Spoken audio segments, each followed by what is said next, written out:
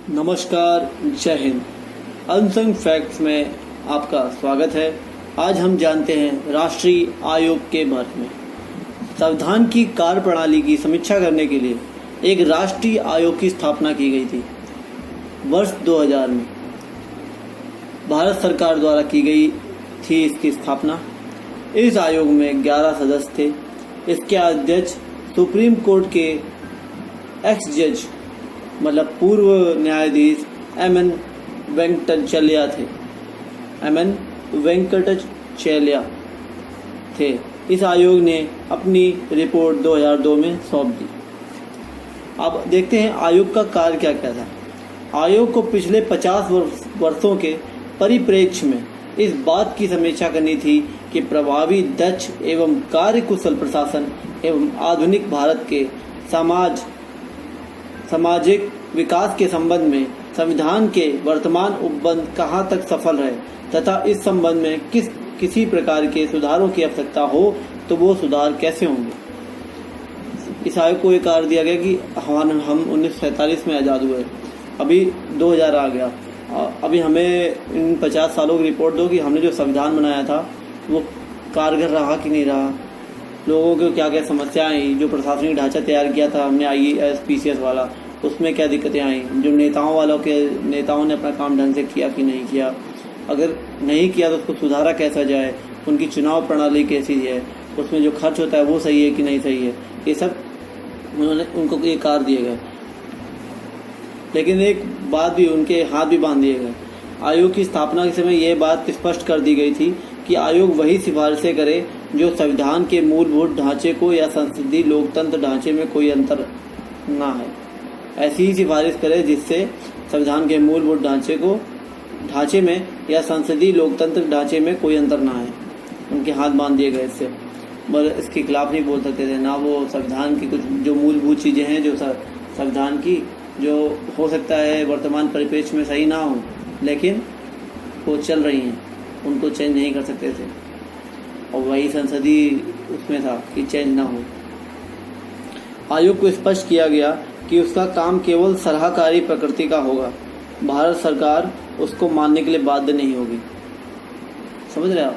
वो एक सलाहकारी पूरा ये निरीक्षण करेगा, ये नहीं कि उसने जो निरीक्षण कर दिया और भारत सरकार उसको मानने के लिए बाध्य होगी। भारत सरकार चाहेगी तो मानेगी, नहीं चाहेगी तो नहीं मानेगी। इसमें भी कितने पैसे बर्बाद होंगे। लेकिन इस आयोग ने बहुत सारे पॉइंट दिए भी थे, वो हम आगे देखेंगे। आयोग को कोई कार्य क्षेत्र नहीं सौंपा गया। सबसे बड़ी बात, इस आयोग को कार्य क्षेत्र नहीं दिया गया कि तुम इस कार्य की तरफ जाओ, या ये दिशा निर्देश जारी किए गए कि तुम इस कार्य को देखो। उसको पूरा मतलब एक तरीके से पूरे देश में क्या क्या दिक्कतें हैं सबको देखनी थी। तो उन्होंने अपने हिसाब से 11 ऐसे क्षेत्र खुद ढूंढ लिए। पहला, संसदीय लोकतंत्र की संस्थाओं को सशक्त बनाना, ये पहला इन्होंने क्षेत्र ढूंढा। दूसरा, निर्वाचन सुधार। तीसरा, संविधान के अंतर्गत समाजार्थिक परिवर्तन एवं विकास की गति। चौथा, साक्षरता को प्रोत्साहन देना, रोजगार के अवसर उत्पन्न करना, सामाजिक सुरक्षा, निर्धनता का उन्मूलन। ये चौथे में इन्होंने सोचा कि हम इस पर रिसर्च करेंगे कि क्या क्या सीन चल रहा है देश में। पांचवा, केंद्र और राज्य में संबंध कैसा चल रहा है। विकेंद्रीकरण एवं अवनति, पंचायती राज संस्थाओं को अधिकार मूलक एवं सशक्त बनाना। ये जो विकेंद्रीकरण होना चाहिए, केंद्र के, ये नहीं सारी शक्तियाँ केंद्र के पास हों। पंचायत और जैसे गांव के प्रधान के पास भी अपनी एक पावर होनी चाहिए, पंचायती राज सिस्टम होना चाहिए। उसको और ताकतवर कैसे बनाया जाए, उससे फ़ायदा होगा कि नहीं होगा, वो इसमें रिसर्च करेंगे। या किया था तो हुआ कि नहीं हुआ, ये देखेंगे। मौलिक अधिकारों का विस्तारीकरण, कि मौलिक अधिकारों को और विस्तार करना चाहिए, इस पे देखेंगे। मौलिक कर्तव्यों का प्रभावी क्रियान्वयन, ये आयोग ये देखेगा 8वें नंबर पे। 9वीं इसकी नीति थी, 9वां क्षेत्र था इसका, नीति निर्देशक तत्वों का प्रभावी क्रियान्वयन एवं संविधान की प्रस्तावना में वर्णित उद्देश्यों को प्राप्त करना। 10वां था वित्तीय एवं राजकोषीय नीति पर विधायी नियंत्रण, लोक लेखा प्रचारण। और 11वां था प्रशासकीय तंत्र एवं लोक जीवन में मानकीकरण। ये थे इनके 11 क्षेत्र। अब देखते हैं संविधान के कार्यकरण के 50 साल। 1950 से वर्ष 2000 तक कार्यकरण के बारे में आयोग के निष्कर्ष इस प्रकार रहे। देखिए, पहला, राजनीतिक उपलब्धियों के बारे में जान लेते हैं कि राजनीतिक उपलब्धियां क्या रही। भारत का लोकतांत्रिक आधार संघीय राजनीति के आधार पर कार्य करते हुए स्थिर है, अभी भी स्थिर है। ऐसा नहीं है कि जो हमने राज्य, जैसे हमने हैदराबाद रियासत को अपने अंडर में डाला तो वो छोड़ के भाग गई, नहीं, ऐसा कुछ नहीं। संघ के रूप में आज भी वो स्थिर है। 73वें व 74वें संविधान संशोधन से लोकतांत्रिक आधार को और विस्तृतता प्राप्त हुई है। विकेंद्रीकरण की दिशा में अब अत्यधिक प्रयास किए गए हैं। आम चुनाव समयानुसार संपन्न होते हैं। चुनावों के आधार पर शक्तियों के हस्तांतरण की प्रक्रिया क्रमबद्ध, शांतिपूर्ण एवं लोकतांत्रिक ढंग से जारी है।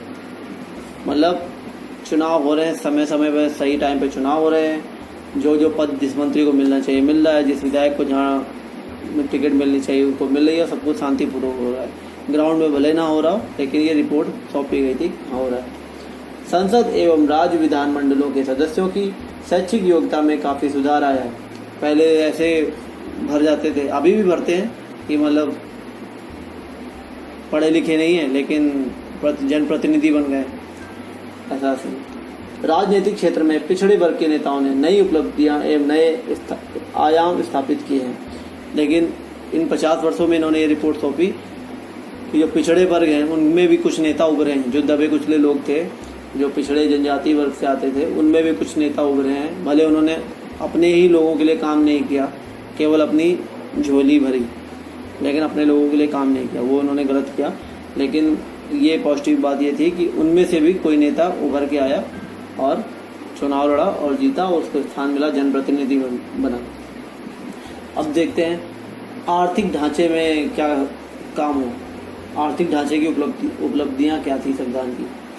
उत्पादन में वृद्धि हुई है, नई तकनीक का विकास हुआ है, विज्ञान में हुआ है, तकनीकी में हुआ है, चिकित्सा में हुआ है, इंजीनियरिंग में हुआ है, उन्नत विकास हुआ है। 1950 से 2000 के मध्य कृषि उत्पादन सूचकांक 46.2 से 176.8 हो गया है। कृषि उत्पादन सूचकांक ये तो डाटा पे हम वो नहीं कर सकते क्योंकि 46.2 से 176.8 हो गया है। पहले अगर हम काउंट करें तो 46.2 में जो मान लीजिए आपके पास 50 बीघा खेती है, उसमें आपने 100 टन फसल उगाई, मान लीजिए फसल उगाई, ठीक है, और 50 साल बाद आपके पास 100 साल बाद आपके पास 100 बीघा ज़मीन है, तब भी अभी आपने 100 टन 50 में 100 टन अनाज उगाया था, ठीक है। अब आपके पास 100 बीघा ज़मीन है और तब आप 120 टन अनाज उगा रहे हो, तो आपने जंगल काटे हो, खेत बढ़ा लिए और उसी हिसाब से सूचकांक जारी कर दिया। मतलब 100 बीघा में 120 टन और 50 बीघा में 100 टन, तो है ना, ज़्यादा अंतर वो नहीं। आपने खेत बढ़ा दिए, जंगल काट के खेत बढ़ाए, उस हिसाब से अनाज बढ़ा होगा। ये सही। 1960 से 2000 के मध्य गेहूं का, ये जो चीज़ें हैं ये और भी बहुत अच्छी तरीके से होनी चाहिए। हमने उर्वरक मिला के नदियों के पानियों को दूषित किया, ज़मीन को अपने ख़राब कर लिया। हम शुरू से ही अपनी जो देसी तरीका था, गाय के गोबर को हम उससे शर्म करने लगे, वो सब गलत। आज वैज्ञानिक उसी बोल रहे हैं कि वही सही था, ऑर्गेनिक उगाने के लिए बोल रहे हैं, तो वो हमें शुरू से करना चाहिए था और हम अच्छे भी जाते उसमें। वो हमारी देसी चीज़ थी और उसमें हम अव्वल थे। वही काम करना चाहिए जिसमें हम अव्वल, वो हमें अपनाना चाहिए था। 1960 से 2000 के मध्य गेहूं का उत्पादन सूचकांक 11 मिलियन टन से बढ़कर 89.5 मिलियन टन हो गया है। कितना कम है 1960 से, मतलब 40 सालों में बस इतना ही हुआ। और इसमें तो खेत भी बढ़े, ऐसा थोड़ा ना खेत उतने ही थे 1950 वाले हैं, खेत भी बढ़े तो फसल तो बढ़ेगी बढ़ी। 100 बीघा ज़मीन हो गया तब थोड़ा, जो जैसे एक खेत में अगर उस समय 5 टन होता होगा, तो अभी तुम्हारे में एक खेत में 2-2 टन हो रहा है और तुमने खूब सारे खेत बढ़ा दिए, तो तुमने एवरेज बना दिया कि हाँ इतना हुआ था। तुमने जब जंगल काट के खेत भी तो बढ़ाए होंगे, वो भी तो जोड़ो। उद्योग व सेवा क्षेत्र का काफ़ी विस्तार हुआ है। औद्योगिक उत्पादन का सूचकांक 1950 से 51 के 7.9 से बढ़कर 1999 से 2000 के बीच 154.7 हो गया है। विद्युत उत्पादन में क्या हुआ है, 1950 से 51 के 5.1 बिलियन किलोवाट घंटे से बढ़कर 1999 और 2000 में 480.7 बिलियन किलोवाट घंटा हो गया। हाँ, इसमें सुधार हुआ है, लेकिन और भी अच्छा हो सकता था, क्योंकि 50 साल कोई छोटा समय नहीं, अगर हम गंभीर होते तो। 1994 से 2000 के बीच 1997 से 98 को छोड़कर जीएनपी में 6 से 8% की वार्षिक वृद्धि दर्ज की गई है। सूचना प्रौद्योगिकी से प्राप्त होने वाला राजस्व 1990 के $150 मिलियन से 1999 में $4 बिलियन हो गया है। अब भारत की प्रति व्यक्ति सकल राष्ट्रीय उत्पादन 1951 की तुलना में 1999-2000 में 2.75 गुना अधिक थी। ये कंपेयर टू मतलब दिखा दिया है कि इतना हो गया है, ये और भी अच्छा हो सकता था। अब देख लेते हैं सामाजिक ढांचा और उसकी उपलब्धियाँ। 1950 से 1998 के बीच शिशु मृत्यु दर 146 प्रति हजार से घटकर 72 प्रति हजार रह गई है। 1950 से वर्ष 2000 तक जीवन प्रत्याशा 32 से बढ़कर 63 वर्ष रह गई। यहाँ टीके भी के आ गए, लोगों की जानें बचने लगी। जो पहले बीमारियाँ अंग्रेजों के टाइम पे जो हमारा हष्ट पुष्ट शरीर रहा करता था अंग्रेजों के आने से पहले, मैक्सिमम जो हमारी जनसंख्या थी अंग्रेजों के टाइम पे कुपोषण का शिकार हो गई थी, क्योंकि लगान ही इतना था, घास का भी लगान देते थे, फसल होती नहीं थी, लगान ज़्यादा होता था। अमीर जमींदार बनता गया और जो गरीब आदमी था वो बुरी तरीके से बर्बाद हो गया और मैक्सिमम जनसंख्या कुपोषण का शिकार हुई थी। बंगाल में तो 10 लाख लोग अकाल में मर गए थे, तो आप खुद सोच सकते हो। केरल में महिलाओं का जीवन प्रत्याशा 75 हो चुकी है। मतलब केरल की जो औरत है वो 75 साल तक उसकी एवरेज है वहाँ की औरतों की लाइफ। भारत ने लोक स्वास्थ्य सेवाओं एवं चिकित्सा नेटवर्क में अत्यधिक उन्नति की है। 1951 में जहां देश में 725 प्राथमिक स्वास्थ्य केंद्र थे, 1995 के अंत तक इनकी संख्या बढ़कर 1.5 लाख से भी अधिक हो चुकी है। मतलब नहीं होता कि स्वास्थ्य केंद्र कितने हैं, मतलब ये होता है अगर आपके पास एक स्वास्थ्य केंद्र है तो उसमें सुविधाएं कितनी हैं। सुविधाएं नहीं पहुंचा पाए, हमने केवल बिल्डिंगें खोली, जितनी ही बिल्डिंगें खोली उसमें हमारे नौकरशाह, हमारे मंत्री, हमारे सांसद विधायकों ने करप्शन किया और बिल्डिंग में जो मटेरियल यूज हुआ उसको भी लोकल हुआ, वो 2 साल में झड़ने लग गई। उस झड़ने के मेंटेनेंस में पैसा लिया गया लेकिन उसका मेंटेनेंस नहीं कराया गया। तो ये सब चीज़ें हैं कि करप्शन में करप्शन, चीज़ों पे भी करप्शन किया गया। और उसमें जो इक्विपमेंट होने चाहिए थे, रिटर्न में तो इक्विपमेंट है लेकिन वहाँ पे नहीं है, तो ऐसा कर करके करप्शन किया गया। 1951 से वर्ष 1995 तक देश में प्राथमिक पाठशालाओं की संख्या 2,10,000 से बढ़कर 5,90,000 हो चुकी थी। आज देश के लगभग 95% गांवों में 1 किलोमीटर की परिधि के भीतर प्राथमिक पाठशालाओं की स्थापना की जा सकी। आज भी 5% बचे हैं, कितनी शर्म की बात है। अब देख लेते हैं राजनीतिक असफलताएं क्या थी। देश में राजनीतिक पतन का सबसे मुख्य कारण निर्वाचन प्रक्रिया को दोषी होना है, जिसमें यह कमी है कि वह आज भी अपराधियों, असामाजिक तत्वों एवं अवांछित लोगों को निर्वाचन में रोकने में नाकाम रही। आप विकास दुबे को ही ले लो, अभी करंट चल रहा है, उसको अगर पॉलिटिशियन और नौकरशाहों, पुलिस की मदद ना होती तो इतना बड़ा कैसे बनता। उसका 30 साल का क्राइम का करियर है और कानपुर में ऐसे 100 होंगे और पूरे देश में ऐसे करोड़ों में होंगे, लाखों में होंगे जो ऐसे विकास दुबे होंगे जो लोकल लोगों को परेशान हो होते हैं। आज विधायक अपने अच्छाइयों की वजह से विधायक नहीं बनता, उसके पास मैन पावर है, गुंडे हैं उसके पास, इसलिए वो विधायक बनता है ना। तो ये सब चीज़ें जो रहते हैं, ऐसी मानसिकता के लोग होते हैं जो समाज सेवा नहीं करना चाहते, वो अपनी झोली भरना चाहते हैं। उनके पास गुंडे होते हैं, वो दूसरों की ज़मीन पे कब्जा करना, गाड़ी चोरियाँ करना, गाड़ी काट के बेचवा देना, ये सब करना और उसी की गाड़ी से उसी के पैसे मांगना, ये सब चीज़ें हैं। ये सब कर करके वो बनी, तो पुरानी चीज़ें हैं, यही चली आ रही। मतलब पुरानी चीज़ें क्या कहूँगा, ये हमारे जीन्स में घुस गया है, धोखाधड़ी करना। यद्यपि लोकतांत्रिक परंपराएं स्थिरता प्राप्त कर रही हैं, तथापि लोकतंत्र को पूर्ण रूपेण सफल नहीं कहा जा सकता।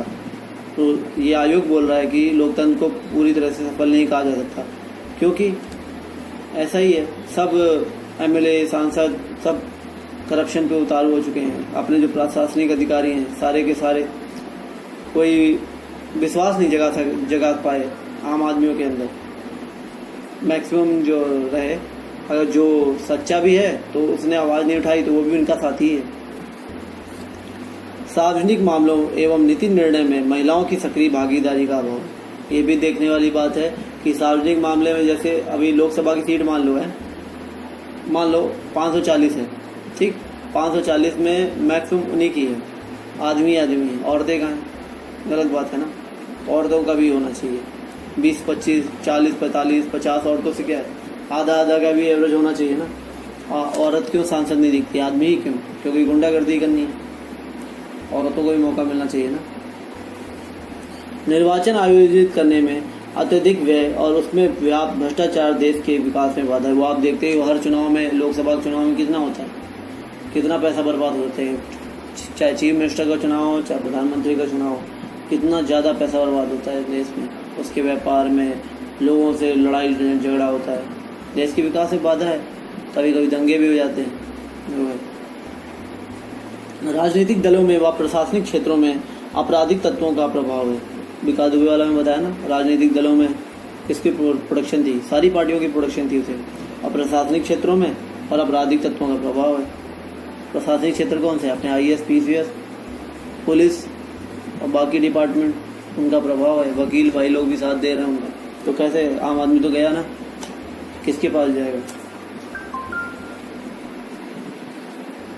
राजनीतिक दलों पर आचार संहिता लागू करने के लिए कोई भी विधिक या कानूनी व्यवस्था नहीं है। उनके धन प्राप्त करने के स्रोत व लेखा परीक्षा के बारे में भी कोई कानून नहीं है। ये मैंने आयोग बोल रहा है कि ऐसा कुछ है ही नहीं कि आचार संहिता लागू की जा सके राजनीतिक दलों पर, और ये पता किया जा सके भाई तुम पैसा कहाँ से ला रहे हो इतना प्रचार प्रचार करने के लिए, तुम्हारा स्रोत क्या है, कोई लिखित है, लिखा पढ़ी होती है तुम्हारे पैसे की, ऐसा करके। सभी राजनीतिक दलों को देश के विकास से मतलब नहीं, सब सत्ता के भूखे हैं, ये तो आप जानते हो। किसी को आपके विकास से मतलब नहीं। रोड खुदी है, उस पर लोग गिर रहे हैं, बाइक से गिर रहे हैं, सर फूट रहा है, मर रहे हैं, टाइम पे एम्बुलेंस हॉस्पिटल नहीं पहुंच पा रही, हॉस्पिटल में इक्विपमेंट नहीं है, डॉक्टर टाइम पे नहीं आ रहा, किसी को आपके उससे मतलब नहीं है। सबको अपनी सत्ता के से मतलब है। जब चुनाव आते हैं तो काम तेज होता है, जब चुनाव चले जाते हैं तो ग्राउंड लेवल पे काम नहीं होता। भारत के संविधान की प्रस्तावना में बंधुत्व शब्द के लिए कोई गंभीर नहीं है। पहले से ज़्यादा लोग आज ज़्यादा विभाजित हैं, है ना। बंधुत्व शब्द में भाईचारा था, पहले से भी ज़्यादा लोग आज विभाजित हो गए, कुछ जात में बटे हुए हैं, पता नहीं किस भावना में बहे जा रहे हैं।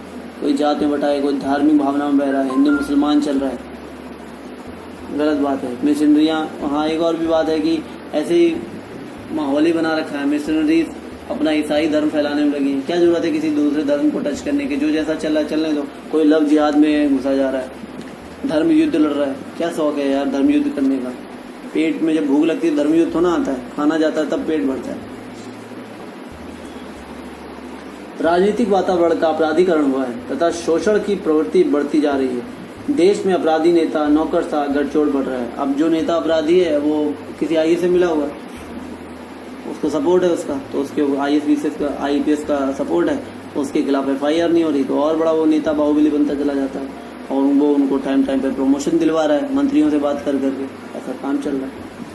अब आर्थिक असफलताओं को देख लेते हैं। देश की आय का 85% भाग धनी वर्ग के हाथ में जाता है और गरीबों के पास केवल 1.5% हिस्सा ही जाता है। 260 मिलियन से अधिक लोग गरीबी रेखा के नीचे हैं। ये सब 2000 की रिपोर्ट है जो राष्ट्रीय आयोग ने सौंपी थी 2002 में जाके, 2000 में ये आयोग बनाया गया था। सामाजिक असफलताओं को देख लेते हैं। 1998 में प्रति 1 लाख जन पर माताओं की मृत्यु दर 407 थी, जो पश्चिमी देशों से 100 गुना ज़्यादा है। 5 वर्ष से कम आयु के बच्चे 53%, लगभग 60 मिलियन बच्चे कुपोषण का शिकार हैं। तो आपने कौन से गेहूं चावल उगा लिए जब आपके 60 मिलियन बच्चे 2000 में की रिपोर्ट बता रही है कि कुपोषण का शिकार है। कहाँ हम जी रहे हैं? आपने शहर में थोड़ा बहुत बांट दिया दिखाने के लिए, गाँव तो अछूते रह गए। ये उप सहारा क्षेत्र के अफ्रीकी देशों से भी 2 गुना है। मतलब जो अफ्रीकी देश हैं जहाँ पे चीज़ें है ही नहीं, बहुत कठिन लाइफ स्टाइल भी है, उनसे भी हम 2 गुने ज़्यादा हैं। जनसंख्या मैटर करती है, लेकिन जनसंख्या भी क्यों नहीं इतनी बढ़ने दी हमने? धर्मवाद में पड़ गया ना, क्यों नहीं एक जैसा कानून बनाया? देश से बड़ा कुछ नहीं है। जन्म के समय औसत भार से कम भार वाले बच्चों की संख्या 33% है। चीन में यह मात्र 9 पर। भारत में सोच लो, बच्चा पैदा होता है वो अपने जो भार होना चाहिए, उसका वजन होना चाहिए, उससे कम भार का पैदा होता है, और वैसे बच्चों की संख्या 33% है। चीन में ये मात्रा 9% है, दक्षिण कोरिया में 6%, थाईलैंड इंडोनेशिया में 8% है। भारत ने 1978 में अलमाटा घोषणा पत्र पर हस्ताक्षर किए थे। जिसमें वर्ष 2000 तक सभी के लिए स्वास्थ्य का लक्ष्य निर्धारित किया था। क्या हुआ? आगे 12 से 13 माह के मात्र 43% बच्चे ही पूरे टीके लगवा पाते हैं भारत में। ये ध्यान देने वाली बात है। शहरी क्षेत्रों के बच्चों का 61% और ग्रामीण का 37% मात्र है।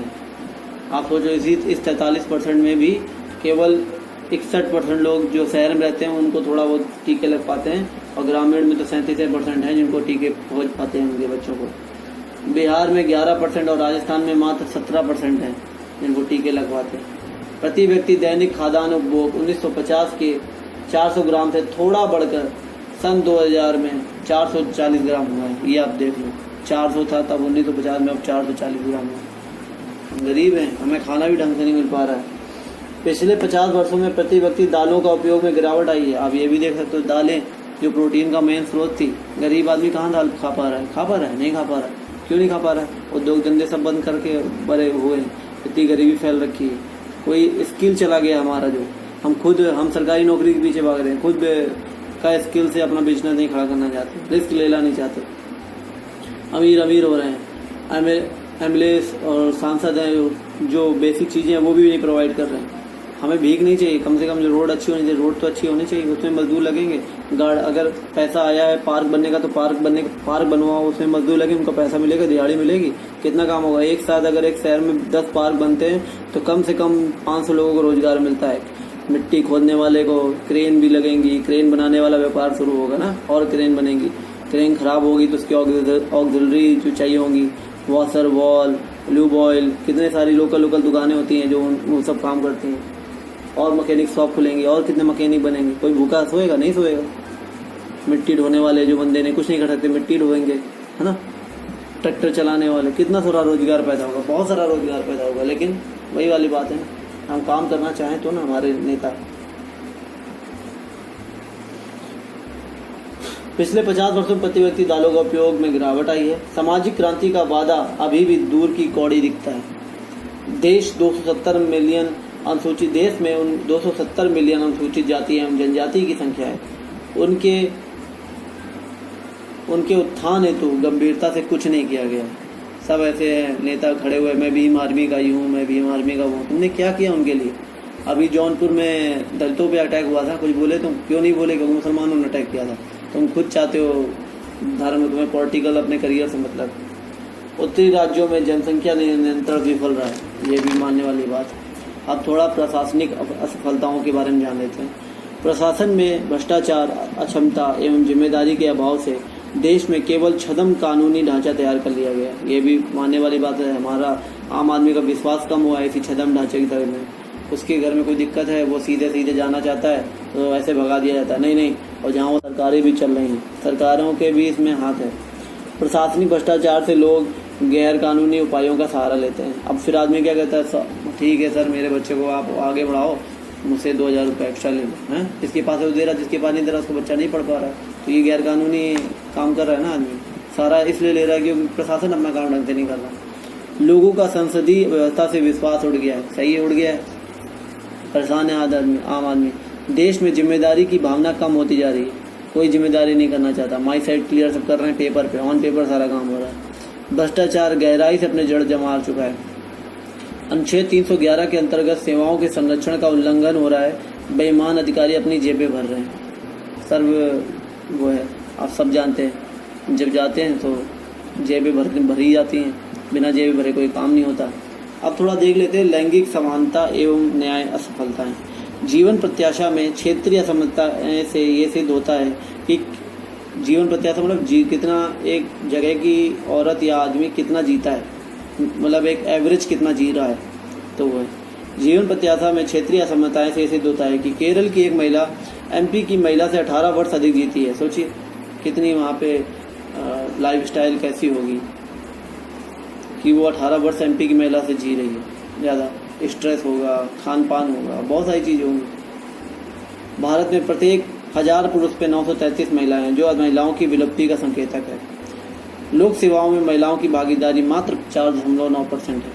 1952 में महिलाओं की भागीदारी यह थी कि लोकसभा की कुल 499 सीटों में 22 सीटें ही महिलाओं के पास थी। ये 4.41% हुआ। 1991 में 544 में मात्र 49 सीटें ही महिलाओं के पास, ये 9.02% हुआ। 1999 से 2000 के बीच उच्च न्यायालय के कुल 503 न्यायाधीशों में 15 जज महिला थी। 503 में आप सोच लो केवल 15 जज महिला थी। 1999 और 2000 का ये है आंकड़ा। अब न्याय प्रणाली, अब इनकी असफलताएं देखते हैं। न्याय प्रणाली समाज की अपेक्षाओं को पूरा करने में सफल नहीं रही है। इसका धीमापन एवं खर्चीली प्रक्रिया से रोष उत्पन्न हुआ है। वह है वकीलों के पास कौन जाना चाहता है, और जाने के बाद लोकल अदालतों में जो छोटी अदालतें हैं, हमने जिला अदालत में 3 करोड़ केस पेंडिंग पड़े हुए हैं, 50-60 हज़ार तो सुप्रीम कोर्ट में पेंडिंग पड़े हुए हैं। तो उसमें हमारी भी लाइन लग जाएगी। वकील इतना खाते हैं, इतना पैसा लेते हैं कि आम आदमी की तो कमर ही टूट जाएगी। खाएगा क्या जब सब वकीलों के पास ही जाएगा। और ऊपर से प्रक्रिया इतनी धीमी, न्याय पे से भरोसा उठता जा रहा है। लोग न्याय के लिए न्यायोत्तर तरीकों को अपनाने को विवश हैं। दीवानी और फौजदारी मामलों की सुनवाई में काफ़ी विलम्ब होता है। इस प्रकार सफलताओं से ज़्यादा असफलताएं दिखती हैं।